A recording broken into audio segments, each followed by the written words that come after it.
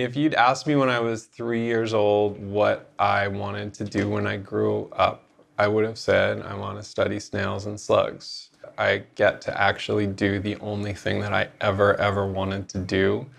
This frustrated my mother to no end and set up a lifelong struggle because from my family's perspective, if you were scientifically inclined, that meant you should want to be a doctor. Every summer we would go to the Jersey Shore for family vacation and we would pass these rickety old fishing shacks falling into the bay, and my mother would push my little face up against the car window and say, "Patrick, do you see those? That's where the marine biologists have to live." And then we would get to the oceanfront mansions and she would say, "Patrick, that's where the doctors live with their mothers."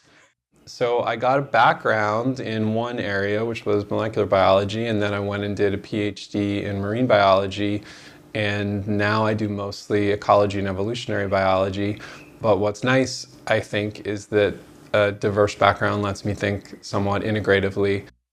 The aspect of my sea slugs that gets the most press, the most attention, is that they're photosynthetic. So they eat seaweed and they incorporate the chloroplasts, which is the part of the seaweed that does photosynthesis, inside their own cells. And they can stop eating and live on sunlight. And they can survive, in some cases, for months without ever feeding again. And there is no other animal that can do that.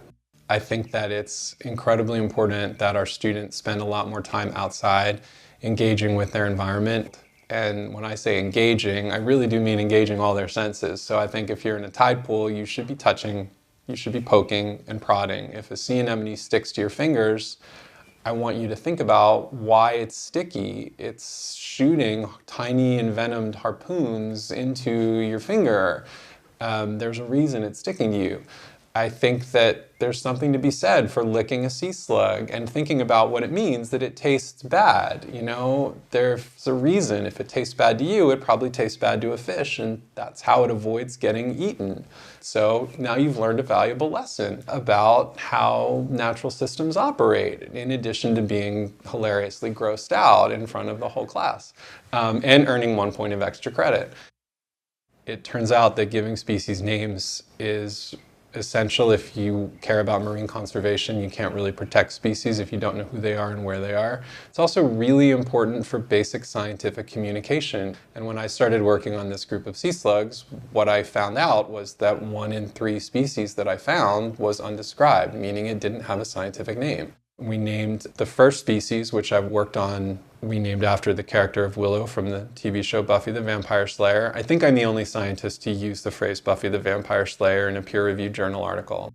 I named a species after my grandmother and my aunt because I think I inherited my grandmother's stubbornness, so that's Alicia Christine. We've named species after the ostrich that I rode in Curacao. I think if we hadn't ridden the ostrich, we wouldn't have ended up on that particular beach and I wouldn't have found that species. We are naming a species after Barack Obama that we found in Hawaii in honor of his work making the largest marine protected area.